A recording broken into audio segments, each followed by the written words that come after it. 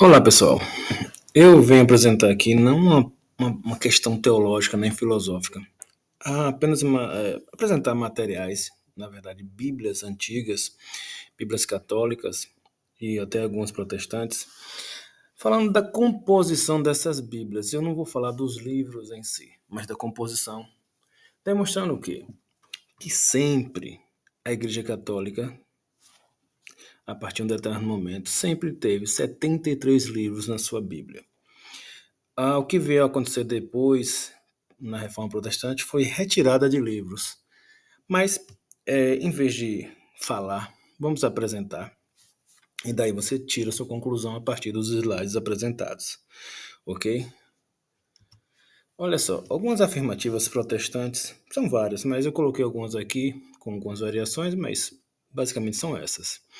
Os livros deuterocanônicos foram adicionados à Bíblia Católica durante o Concílio de Trento, no dia 8 de abril de 1546.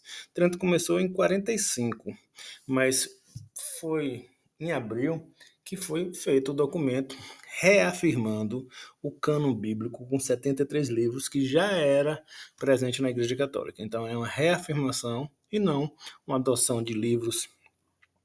É como dissesse que a Igreja Católica nunca formulou o seu cânon só tardiamente. Então, nenhum livro, nem do Novo, nem do Antigo, estaria já canônico dentro da Igreja Católica. Será que você pode pensar dessa forma? Então, a Igreja Católica não considerava nenhum evangelho, nenhum livro do Novo Testamento também como canônico? Será que é isso? Vamos lá. A Bíblia sempre teve 66 livros, só veio ter 73 depois do Concílio de Trento. É outra afirmativa protestante, quando, na verdade, é o contrário que acontece. Os protestantes retiraram livros e aí faz a invertida a afirmar que a Igreja Católica é que adiciona e fica, a partir da Igreja Católica e dos católicos, provar que não adicionou, enquanto os protestantes não provam que foi adicionado. Afirmam inverdades a partir do Concílio de Trento, onde o documento vai falar que aquela composição de Bíblia que está falando ali no documento é referente à Bíblia do início da igreja primitiva, lá já entre o segundo para o quarto século, quando ela ganhou estabilidade e fica com 73 livros. O texto se refere à Bíblia Vulgata, ou seja, ela se refere a uma Bíblia antiga para reafirmar a Bíblia que ela vai reafirmar no Concílio de Trento. É só ler o documento e você vai ver que ela está se referindo à Bíblia anterior e não a ela própria. E em nenhum momento no documento fala que adicionou esse ou aquele livro, mas dá uma lista dos livros que a igreja sempre afirmou como canônicos. A Igreja Católica adicionou livros apócrifos para justificar o paganismo e heresias. É outra afirmativa. Retirar livros da Bíblia é heresia, é característica de uma igreja satânica. Os católicos acusam os reformadores de terem retirado livros da Bíblia. Quem adicionou foi a Igreja Católica, adicionando livros e seções à Bíblia. Outra afirmativa interessante que não sei se você já viu, que é: os judeus nunca aceitaram os apócrifos. São os judeus que definiram o canon, pois os judeus são os oráculos do Senhor. Eu vou falar um pouquinho sobre a questão judaica, mas não é o assunto do vídeo, né? Mas vou falar rapidamente. Olha só, se você pensar da seguinte forma: existe algum corpo judaico único durante todo o processo, antes de Cristo e mesmo depois de Cristo, existia um corpo único? Existia como uma denominação, vou colocar assim para a gente colocar na nossa realidade, alguma denominação judaica que fosse ela a autoridade máxima dentro do judaísmo? Nunca houve e não há até hoje. Existem vários tipos, formas e vários grupos judaicos. Cada grupo tem o seu próprio texto, certo? Então, quando o protestante fala que eles aceitaram o cânon judaico, porque eles são os detentores do oráculo do Senhor, eles se esquecem de dizer que outros grupos judeus não tinham os mesmos livros. Esse ponto é importante dizer. E aí que tá, os samaritanos, os saduceus e betusianos, esse grupo último, ele não está na Bíblia, mas ele está presente em documentos antigos. Esses três grupos, eles aceitavam só o Pentateuco como palavra de Deus, inerrante, infalível. Então, quando o protestante fala que aceitou o cânon hebraico ou cânon judaico, tem que ser dito que existem outros grupos. E por que esse grupo específico, com apenas o Pentateuco, não seria o cânon verdadeiro? Então, quando o judeu, ou melhor, quando o protestante afirma algo, tem que se dizer que, na verdade, o protestante ele escolheu um cânon de um determinado grupo judaico, tendo outros grupos e outros cânons, ok? Vamos seguindo. Esse ponto é importante. Os judeus deixam de existir da forma que existiam no ano 70. Em que sentido? A Roma destrói o templo, certo? Em 70. E depois, em 135, eles vêm e destrói de vez aquele organismo judaico, vários organismos judaicos que tinham naquele local. Ou seja, o que nasce dali? Nascem os judeus rabínicos. E é esse corpo rabínico, e não os judeus do tempo de Cristo, que vão formular e delimitar. Entenda isso. Não existia um cânon judaico. Os judeus rabínicos que vão, de fato, definir o limite dos seus textos. Só que tem outro porém, que é muito importante, que não é o assunto desse vídeo, mas eu estou falando aqui só para vocês entenderem como é complicado a questão do cânon.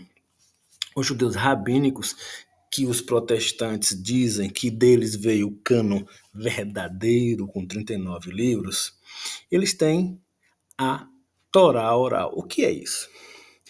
Lá no Monte Sinai, foi entregue a Moisés duas Torás, na verdade uma Torá só, que é a questão da lei, mas ela está dividida basicamente em duas formas. Uma forma veio ser escrita, que vai ser o Pentateuco, né? Os 5 primeiros livros da Bíblia, e a Torá oral. É isso que os judeus dizem, e detalhe, isso é muito importante que eu vou falar agora. Para os judeus, o que é inerrante, infalível, palavra de Deus no sentido pleno, é a Torá escrita, o Pentateuco, e é válido falar Gênesis, Êxodo, Levítico, Números e Deuteronômio, e outros livros que os protestantes não aceitam como canônicos. Então, o corpo judaico, onde os protestantes se agarram para ter alguma autoridade em definir um cânon bíblico e, ao mesmo tempo, negar o cânon católico e ortodoxo também, é o corpo judaico rabínico, que tem Mishnah, Talmud, dividido em Talmud babilônico, porque são dois livros, duas edições diferentes, onde o babilônico é o mais importante, mais aceito como ponto de desempate entre questões duvidosas teológicas e questões divinas, digamos assim, inspiradas, o Tosefta e outros livros que estão aí. Ok. O seu formador, o seu professor, o seu teólogo, o seu pastor nunca lhe falou que os judeus têm a tradição oral como palavra infalível de Deus, inerrante. Então, duas partes para esses judeus rabínicos é infalível, inerrante, que é a Torá oral e a Torá escrita. A Torá escrita, o Pentateuco. A Torá oral, outros livros. E aí vem a pergunta: por que os reformadores não aceitam esses livros, já que os judeus são os oráculos do Senhor? Veja como essa questão do oráculo é um tiro no pé. De que forma? Se os judeus são os oráculos, os protestantes deviam aceitar todos os livros extra, vou colocar assim, que os judeus têm como palavra de Deus. Nunca lhe falaram isso? Não vão lhe falar, porque não se dá a devida honestidade no campo teológico, historiográfico, porque é necessário omitir, mentir e falsear a história para que você, que é vítima e não culpado, creia que a Igreja Católica adicionou. E tem um outro detalhe. Quando o texto bíblico fala que os judeus são os oráculos do Senhor, não está falando que eles são os detentores da definição do cânon. Até onde vai e até onde não vai, quais são os livros e quais não são. O texto está se falando que Deus deu aos judeus a revelação. Os oráculos é esse sentido. Não diz no texto que os judeus são aqueles que detêm autoridade para definir o cânon. Se assim fosse verdade, os saduceus, os samaritanos e os betusianos têm só o Pentateuco. E aí? Eles também não têm autoridade? Aí a questão. Os cursos de filosofia, de teologia protestantes, seus pastores não falam isso, porque é necessário para que você se torne dócil à questão protestante. Porque honestidade é apresentar essas informações. Eu acho que eu não coloquei nesse vídeo, mas vou falar outra questão. Os judeus usam os deuterocanônicos? A afirmativa é sim. Os judeus rabínicos situavam na área da Palestina, Europa também, mas propriamente, eles conseguiram definir um limite de livros para serem usados, mas só que na região ali abaixo do Egito tem um grupo que chama Beta Israel. São judeus que têm os deuterocanônicos da Igreja Católica e é importante citá-los. Esses judeus têm Tobias, Judite, tem os Macabeus, tem Eclesiástico e os demais livros que os protestantes retiraram da Bíblia, afirmando que a Igreja Católica teria adicionado. Ou seja, peraí, tem judeus que têm os deuterocanônicos, tem os livros da Bíblia Católica que os protestantes dizem que são apócrifos? Sim, tem. Só que eles nunca lhes falaram. Se você fizer uma busca, o nome é Beta Israel. É o nome mais próprio. Eles podem chamar de falácia, mas só que esse termo é mais pejorativo. Então, Beta Israel, certo? Fica na região da Etiópia e antes que você pense que é um grupo pequeno, tem mais de 200 mil membros. Outra informação, esse grupo é um grupo étnico judaico com 3.000 anos de história ininterrupta. Não foi um grupo que nasceu ontem. Então, a questão é simples. Os judeus não são oráculos no sentido de definidores do cânon, mas de recebedores das revelações, porque os apóstolos também são judeus. E esse corpo judaico dos rabínicos não são os mesmos judeus do tempo de Cristo. Eles delimitaram. E tem outro detalhe importante, que não vai dar para falar aqui. Esses judeus entendem que só apenas a Torá oral e a escrita, a Torá oral, esses livros que vocês estão vendo aí na tela, e a Torá escrita, o Pentateuco, são infalíveis e inerrantes. E os profetas e os outros livros, o que é que eles são para esses judeus? Outro vídeo eu vou falar sobre isso. Mas para eles não são palavra de Deus. Você nunca vai ouvir essa informação no meio protestante. Porque aqui é necessário que você estude, é necessário que você veja e confirme as informações aqui faladas.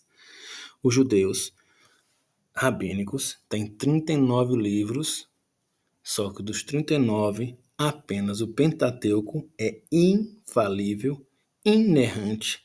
É daí que eles tiram toda a autoridade que precisam e também da Torá oral, certo? A outra questão é que interessante. Muitas das questões judaicas ou visões teológicas judaicas adentraram a Igreja Católica, como também, obviamente, o Cristo é, né? Judeu.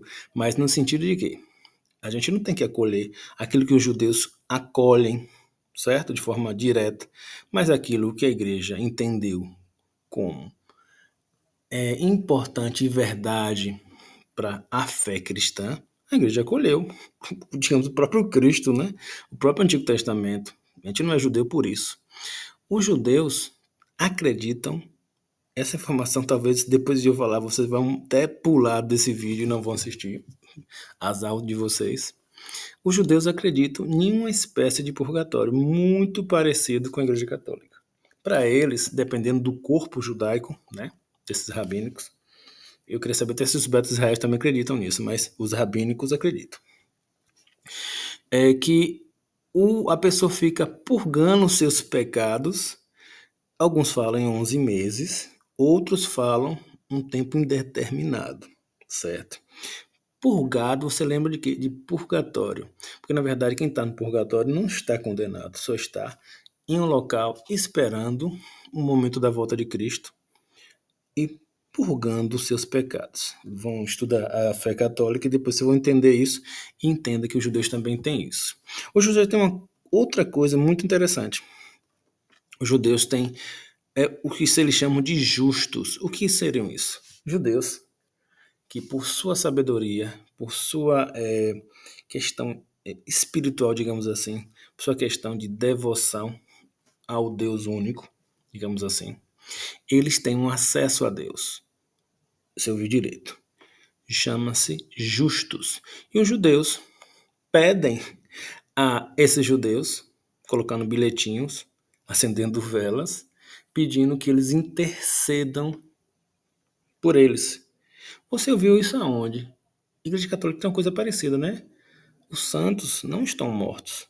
Estão na presença de Deus, intercedendo por nós. E os judeus acreditam da mesma forma, claro, com diferenças, né? Mas acreditam também. Isso você nunca vai ouvir num curso de teologia falar. Por quê?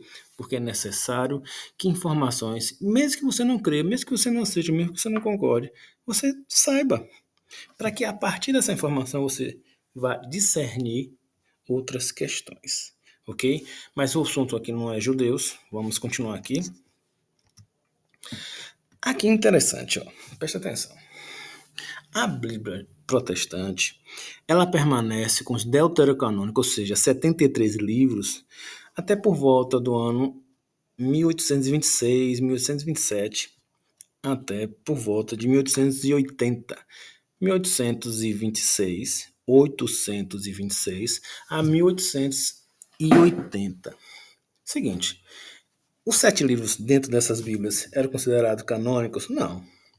Né? Tinha uma diferença, eram aceitos como matéria importante, mas não canônicos. Beleza. Por que foi retirado? Porque chega um determinado momento que as sociedades bíblicas que eram financiadas por grupos protestantes, entre eles puritanos, presbiterianos e batistas, foram forçados a retirar esses livros. Por quê? Porque esses grupos mais radicais não aceitavam, por várias razões, questões de financiar as sociedades bíblicas para continuar adicionando esses livros, e as sociedades bíblicas se viram na necessidade de retirá-los de forma definitiva entre 1826, claro que foi um processo histórico, não foi de uma hora para outra, 1826 a 1880. Já não tinha mais nenhuma Bíblia protestante com 73 livros, apenas com 66 a partir mais ou menos daí. Poderia ter algum livro ou outro, uma Bíblia ou outra de alguma edição, mas basicamente essa data mais ou menos se firma por aí. Então, questões econômicas e teológicas forçaram as sociedades bíblicas a retirarem esses livros, e essa realidade das sociedades bíblicas ser os mantenedores de edições da Bíblia, né, no seu processo de divulgar a palavra, eles retiraram, isso condicionou as Bíblias seguintes a não ter mais.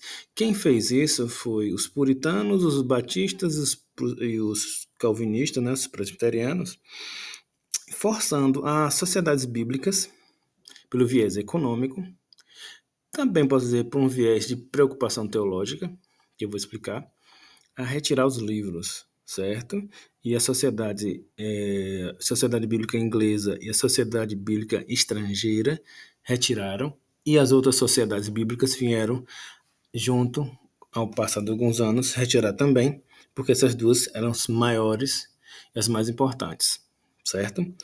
E outro viés é porque esses livros, mesmo não sendo inspirados, e dito isso no meio protestante, a presença desses livros, junto com outros livros que são canônicos para os protestantes, causavam um mal-estar teológico, um mal-estar onde os fiéis tinham acesso a esses livros. Então, os protestantes viram a necessidade de retirar para expurgar de vez esses livros, porque enquanto eles estivessem na Bíblia protestante, permaneceriam essa sombra, esse fantasma, mesmo que os pastores, os teólogos falassem que esse livro não era inspirado, o fiel tinha acesso e poderia fazer uma análise entre esses livros e os livros restantes. E tudo isso estava causando alguns embaraços teológicos, digamos assim, e por isso forçaram as sociedades bíblicas a retirarem, e também a questão econômica, porque menos livros também reduziu o custo da Bíblia em si. Claro que tudo não se explica só nesses dois detalhes, nesses dois pontos, é um processo muito maior, mas resumidamente foi isso. Dito isso, eu queria fazer uma análise com vocês. Essas Bíblias que vocês estão vendo aí são Bíblias protestantes, todas, sem exceção. Se a Igreja Católica acrescentou livros em Trento no ano 1546, no dia 8 de abril, eu entenderia que depois dessa data, os protestantes podem ter adicionado livros também à Bíblia deles, de uma forma, questão histórica, por esses livros tem alguma explicação do processo judaico e tudo mais, não que fosse canônicos, né? Beleza, depois de 1546, ok. Mas preste atenção, se a Igreja Católica adicionou livros a partir de 1546, que 1546 para trás a Bíblia só tinha 66, porque essas Bíblias entre 1517 e 1546 tem 73 livros. Analise o que eu estou falando. Bíblias protestantes antes de Trento tinham 73 livros. Então, significa dizer que protestantes, Bíblias protestantes, adicionaram livros antes mesmo de Trento. É isso que eu estou falando, é exatamente isso. Antes de Trento, Bíblias protestantes já tinham 73 livros. Agora, por quê? Porque sempre foi 73 livros. A Igreja Católica não adicionou em 1546, porque antes de 1546 as Bíblias protestantes já o tinham. Simples. E aí tá o nome, o ano, a língua que a Bíblia estava e o local de algum exemplar. Alguns aí são exemplares únicos, outros são alguma edição de várias edições, certo? Mas aí estão as Bíblias que vocês podem analisar e procurar na internet. Todas essas Bíblias têm 73 livros. E a boa parte está relacionada com a Vulgata Latina lá do século 3, 4. Então, de onde eles tiraram os 73 livros? Da Bíblia da igreja primitiva ainda, lá do terceiro para o quarto século, que eles retiraram esses livros e essas versões, ok? Ou seja, até isso confirma que a igreja sempre teve 73 livros. Simples. Faço a pergunta de objetivo para você. Por que essas Bíblias têm 73 livros antes de Trento? Boa parte, porque algumas versões são baseadas nos textos hebraicos, né? E gregos, mas a maior parte aí é baseada na Vulgata Latina, com 73 livros, e esses livros aí que vocês estão vendo, essas Bíblias aí, essas edições, tem 73. Nunca a Igreja Católica adicionou livros. Sempre foi. Entre o terceiro e quarto século em diante, sempre foi 73. Então, você não aceitar determinados livros porque não são inspirados, ok, não é o tema daqui. A questão é, a igreja nunca adicionou. Quem retira são os protestantes. E afirmam com toda a autoridade os protestantes reformadores que eles sabem mais que a igreja primitiva, que usava os 73 livros. Você ouviu direito? A igreja primitiva eram totais incapazes de definir o seu próprio cânon. Quem é capaz de saber o que é inspirado e o que não é são protestantes. Por quê? Porque esses livros aí representam a mesma edição, digamos assim, a mesma, baseada na mesma edição da Vulgata Latina entre o terceiro e quarto século da Igreja Primitiva. Tá aí na tela, vocês dão uma olhadinha, procuram, confirmam ou não, vocês que escolhem. Mas vamos ver quantas Bíblias tem? Opa, mais outra quantidade. Pois é, quantas Bíblias protestantes entre 1517 e 1546? Com 73 livros. Quem adicionou mesmo? Ou será que alguém tirou? E sabem os reformadores mais que a Igreja Primitiva. Opa, outra lista. Aí tem um nome, você pode parar um vídeo, fazer a procura, certo? Como eu falei, alguns exemplares aí são exemplares únicos, outros são exemplares com várias edições. Não tem só uma Bíblia dessa, às vezes tem mais de uma, certo? Vamos continuar.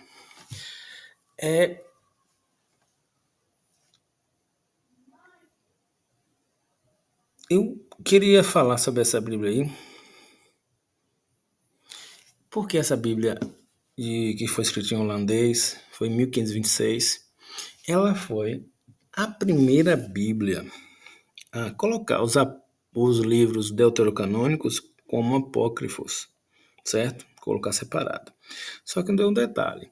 Ela também coloca livros do Novo Testamento dos 27 como apócrifos. Vocês sabiam disso?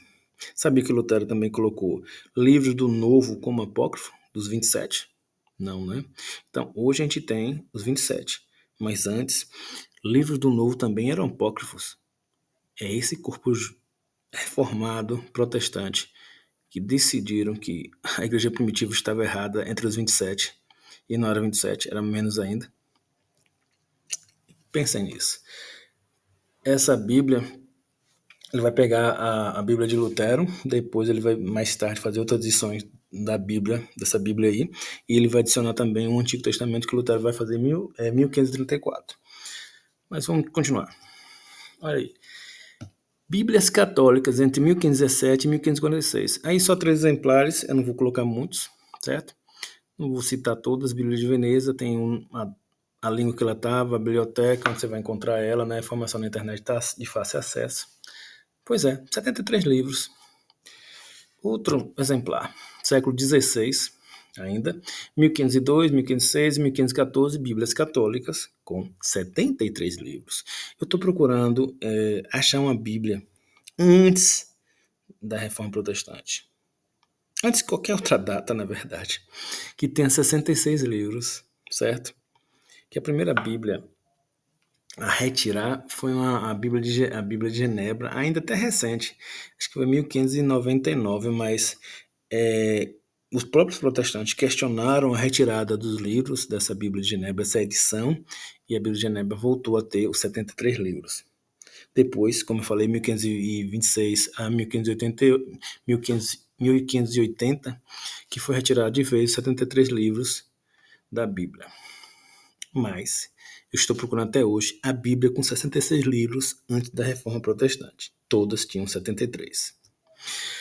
Século XV, 73 livros. Todas essas Bíblias que estão vendo aí. Século XIV, 1301. Bíblias católicas com 73 livros? Pois é. E algumas... Presta atenção, 1320 é uma Bíblia em língua francesa. Francês antigo, mas foi escrito em francês. Interessante, que não tinha só Bíblias em latim, mas começa mais ou menos nessa época, em 1300 e pouco, a ter línguas em outros dialetos. Agora, uma coisa interessante, o pessoal fala que a igreja proibiu fazer na língua vulgar, né, língua vernácula, mas não é isso. Você tinha na Europa várias línguas, vários dialetos, não tem como fazer uma Bíblia como fosse fácil, apenas transcrever e colocar em outra língua. As línguas, muitas estavam se estabilizando gramaticalmente de forma organizada. Não tinha. Então, o latim funciona como fosse o inglês, uma língua para todos. Não era a exclusão dos outros, mas não tem a necessidade e nem possibilidade de fazer várias versões. Para vocês verem, até hoje, Bíblias completas com o Antigo e Novo Testamentos são menos de 700 línguas. Hoje, 700. Na Europa, passava de 2.000, 3.000 línguas. Só na Europa, certo? Acho que mais do que isso, porque na França não, na Espanha, se eu não estiver equivocado, até hoje são 17 línguas oficiais na Espanha. 17. Se eu não estiver errado, vejam aí para mim, se hoje na Espanha é essa quantidade, por exemplo, na área da Suíça acho que são 4, certo?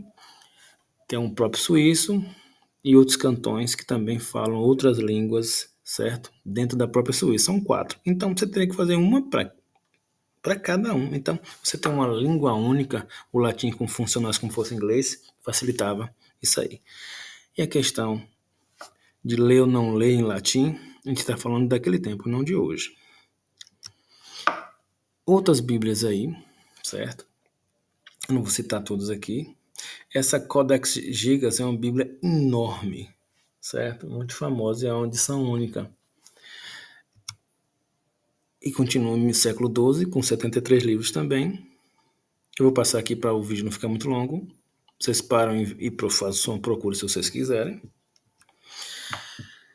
Continua Bíblias Católicas. Esse código que estão vendo, VITR 15/1, é o código, porque algumas Bíblias, elas não têm um nome Bíblia de Ávila. Essas Bíblias que eu botei aí são geralmente Bíblias mais conhecidas, mais famosas, certo? Tem muitas Bíblias que tem só Bíblia Sagrada, certo? Várias edições. Para achar não é tão fácil. Sites da França, da Espanha, são os melhores em organização, da Holanda e da Inglaterra, da Alemanha também, Inglaterra também. São os melhores, mais organizados, mais fáceis de achar informações sobre Bíblias antigas e até digitalizadas. Eu tenho vários links salvos de várias Bíblias digitalizadas. Você tem acesso na internet para estudo, se você quiser, ou conhecer por curiosidade. É isso. Vamos lá. Século X.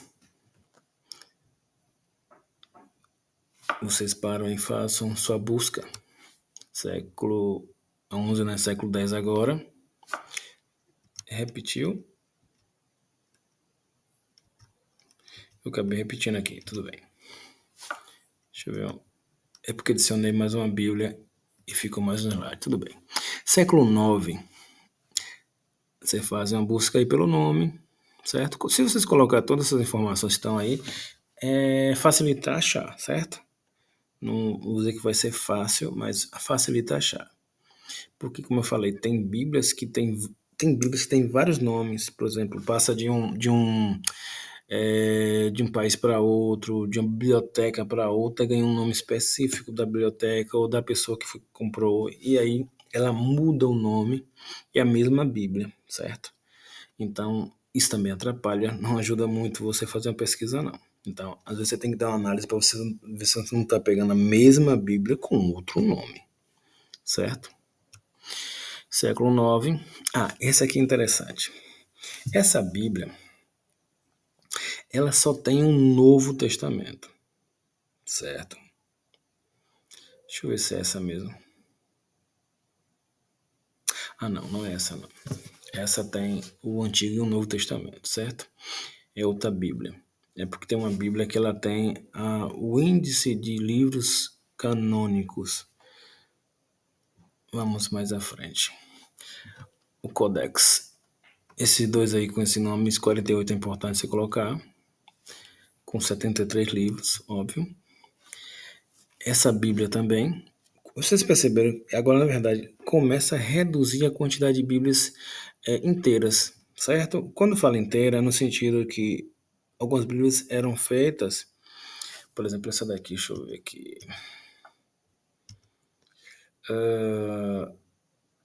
Essa aqui, do ano 1927, Codex Computenais, ele... Não, é de cima, é de 1901. Ela tem ela está dividida em 5 livros, certo? Porque os livros naquele tempo não era um livrinho pequenininho que cabia no bolso. Eram bíblias enormes, então elas divididas em 5 livros, se eu não estiver errado. Então, algumas bíblias eram divididas em mais de 10 volumes, e às vezes um volume se perdia, certo? Permanecia um ou outro volume e os outros se perdiam, então, por isso mesmo, eu estou falando livros inteiros que permanecem com todos os livros, com todos os volumes, ainda até hoje, certo? Vamos lá.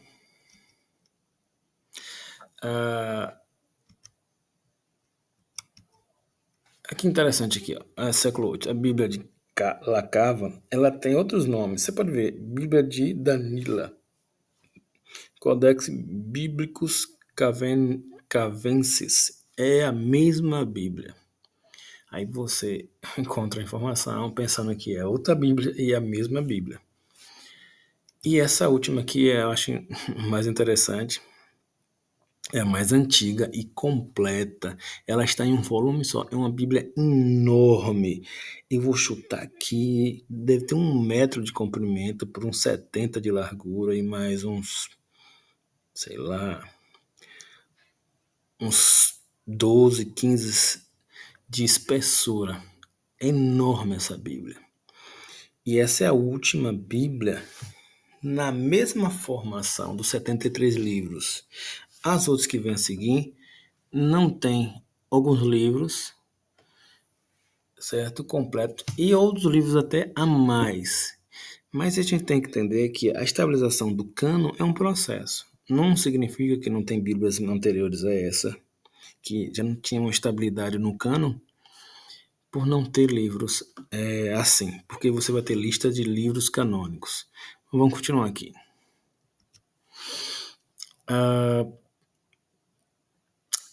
Essa daí é uma indicação de você dar uma olhadinha na internet. Essa Bíblia aí, que eu falei lá na frente. Deixa eu voltar aqui para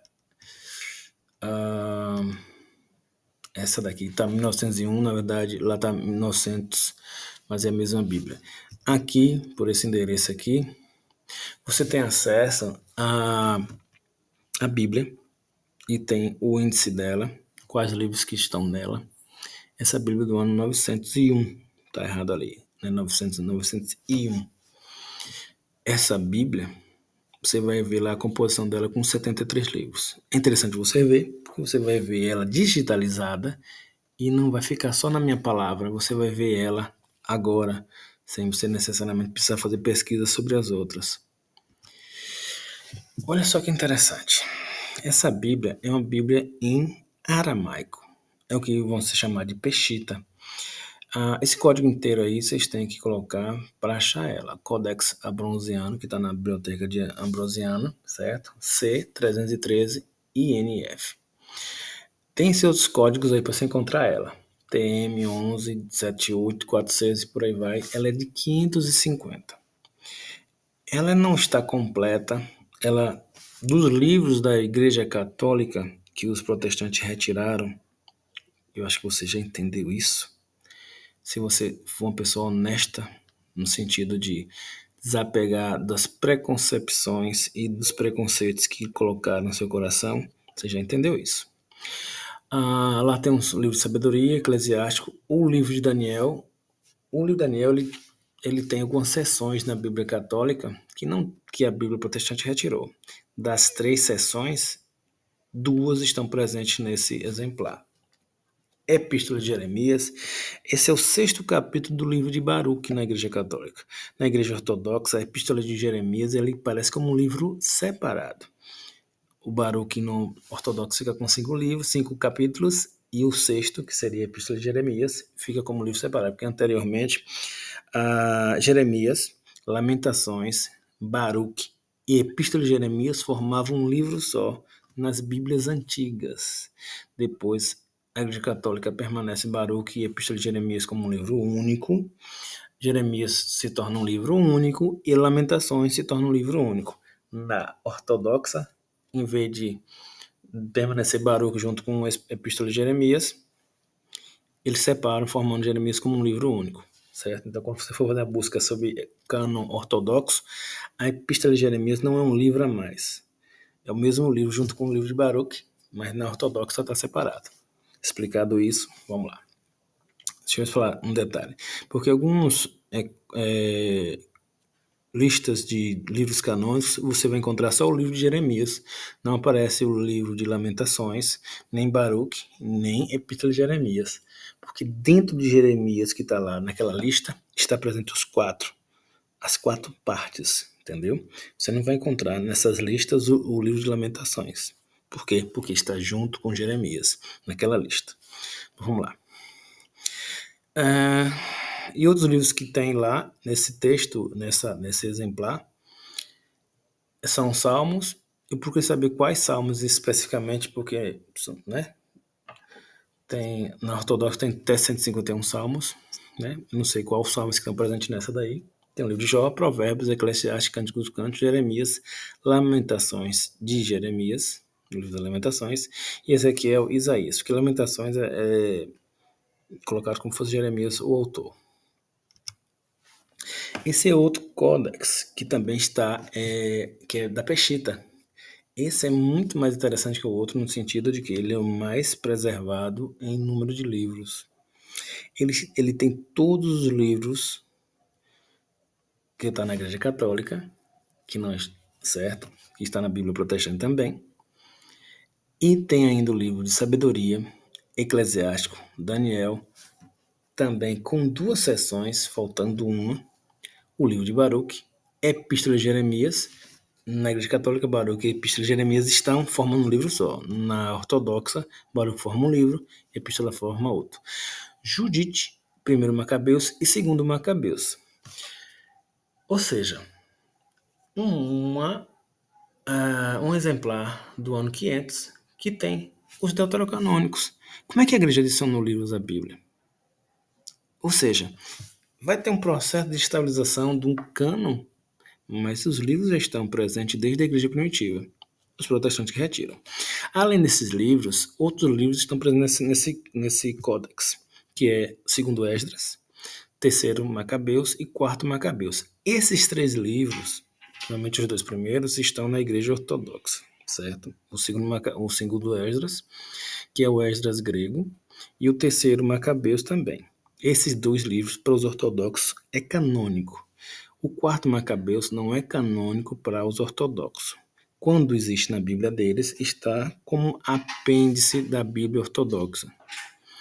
Então, segundo Esdras, é um Esdras em grego, geralmente conhecido como Esdras grego, ou Esdras A. Terceiro Macabeus, também canônico. Quarto Macabeus, se existir na Bíblia ortodoxa, se você fazer a pesquisa, mas ele não é canônico, permanece como apêndice. Ok? Mas só os ortodoxos que têm esses livros. Livros apócrifos presentes nessas Bíblias, nesse exemplar. O Apocalipse de Baruch e o quarto, Esdras. Aqui há uma confusão na informação que eu tive, porque Apocalipse de Baruch também pode ser o quarto Esdras, porque o Esdras, o 4, ele se divide em mais 2. Eu não consegui a informação para saber especificamente qual livro exato está lá, se está mais de um, eu não consegui essa informação. Mas isso não é tão importante. Codex Ephraim é um rescriptus, né, que estava com outro texto. Esse livro, do ano 400, ele tem 2 livros deuterocanônicos, que são os apócrifos que os protestantes falam, Sabedoria e Eclesiástico, certo? Outros livros presentes são os livros de Jó, Provérbios, Eclesiastes e Cântico dos Cânticos. E o do Novo Testamento estão faltando, segundo Tessalonicenses e segundo João.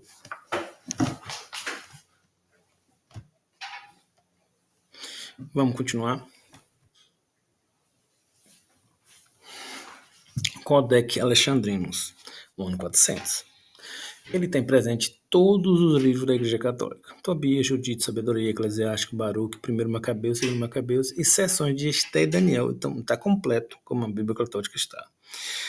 Também tem nele o segundo Esdras, que está na Bíblia Ortodoxa. Terceiro Macabeus também está Bíblia Ortodoxa. Detalhe, não é todos os ortodoxos que têm esses livros. Tem ortodoxos que têm 73 livros, igualzinho à Igreja Católica, certo? Quarto Macabeus também está presente, mas ele não é canônico. Ainda tem o livro de Salmos, o livro 151, que para alguns ortodoxos não é canônico, mas a maioria aceita como canônico. Odes, e dentro de Odes está a oração de Manassés. Aí é uma incógnita dependendo do grupo ortodoxo, que pode ter esse livro como canônico ou não, certo? Oração de Manassés. Odes não é um livro canônico. Às vezes, a oração de Manassés está presente nele e geralmente não é canônico. Quando ele está fora, ele está dentro do livro de Crônicas, segundo Crônicas, e quando está, geralmente é aceito como canônico. A oração de Manassés, se eu não estiver errado, são 18 versículos, certo? É uma pequena seção a mais. Presente do Novo Testamento, a Epístola Clemente e a segunda Epístola de Clemente. Esses dois livros, o primeiro é de um Papa, o segundo não é considerado original desse Papa, certo? Somente o primeiro. Esse livro também estava presente dentro do Códex Alexandrino, para vocês verem que material da própria Igreja Católica, outros, era considerado como canônico. Mas vamos continuar. Detalhe, ainda estou procurando a Bíblia com 66 livros. Codex Sinaiticus 325, Tobias, Judite, 1 Macabeu, Sabedoria Eclesiástica. Ainda segundo Esdras, repetindo, dentro da Igreja Ortodoxa, não todos têm. O Salmo 151, também da Igreja Ortodoxa, nem todos também têm. Quarto Macabeus, quando é presente na Bíblia Ortodoxa, ele não é canônico, certo? Às vezes tem, não tem, mas ele não é canônico. Presente no Novo Testamento é a Epístola de Barnabé e o Pastor de Hermas. São dois livros considerados canônicos no início da Igreja. Para vocês verem que a formação do cânon não foi uma coisa tão fácil. Esses livros também eram aceitos como canônicos. O Pastor de Hermas, porque ele seria um irmão de um Papa, certo? E confundido também com Hermas, que está no Novo Testamento. Então ele era muito estimado, e o Epístola de Barnabé também. Se vocês tiveram um dia a possibilidade de lê-los, vocês vão gostar, certo? E eram canônicos. Hoje, não mais. E, finalizando aqui, quase, o Codex Vaticanus, do ano 300. Tobias, Judite, Sabedoria Eclesiástica, Baruque, Seções de Grego de Esté e Daniel. Um dos livros que estão faltando aí para formar os deuterocanônicos católicos é o primeiro Macabeus e o segundo Macabeus. Lá está presente, segundo Esdras, Salmo 151. Faltam do Novo Testamento primeiro, segundo Timóteo, Tito, Filemão e Apocalipse. E aí está, irmãos. Como um material pode ser mais probatório da veracidade dos deuterocanônicos presente no processo histórico de formação do cânon e dizer de forma honesta que nunca existiu uma Bíblia com 66. Nunca a Igreja Católica adicionou, porque eles já estavam lá antes. Porque vocês podem ver que Bíblias protestantes antes de 1546 já os tinham também. Seria dizer que os protestantes adicionaram livros à Bíblia antes que Trento viesse a adicionar. Pois é, irmãos. Parem o vídeo, façam uma análise, façam uma busca. A questão é a seguinte: libere toda a questão do preconceito, das preconcepções, de todo tipo de entrave, se você quiser estudar. Porque senão você vai aceitar as mentiras que já foram apregoadas para vocês. E os fatos não se definem aqui por questão teológica ou filosófica. São questões práticas de materiais que existem. Basta você estudar. Uma boa noite.